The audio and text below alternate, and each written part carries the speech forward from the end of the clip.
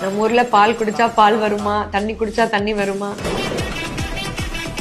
உங்களை எத்தனை பேத்துக்கு தெரியும் amniotic fluid is made from baby's urine? Amniotic fluid baby urine ல இருந்து வருது. Baby urine it depends upon placental blood flow from the mother. Placental blood flow depends upon maternal blood vessels எந்த அளவுக்கு இருக்கு, அது மட்டும் இல்லாம also on maternal hydration. அப்ப தண்ணி குடிச்சாலே போதுமா டாக்டர்? நம்ம ஊர்ல பால் குடிச்சா பால் வருமா, தண்ணி குடிச்சா தண்ணி வருமா? அப்படியெல்லாம் இல்ல. மைல்டு கேசஸ்ல of course yes hydration will help. adequate hydration அம்மாக்கு இருக்கும் போது there will be a proper placental blood flow. placental blood flow நல்லா இருக்கும் போது amniotic fluidum கரெக்டா இருக்கும். good hydration will help in mild cases. but what actually helps to improve your amniotic fluid அப்படிங்கிறது adequate hydration, adequate nutrition, especially protein rich foods, plus treating your underlying medical conditions and your sleeping position. And number 5 is avoiding certain medications, alcohol, smoking, அது எல்லாத்தையுமே avoid பண்ணும்போது all these things will help in improving your amniotic fluid. அதை பத்தி இன்னும் டீடைல்டா கேப்ஷன்ல கொடுத்திருக்கேன், படிச்சு பாருங்க.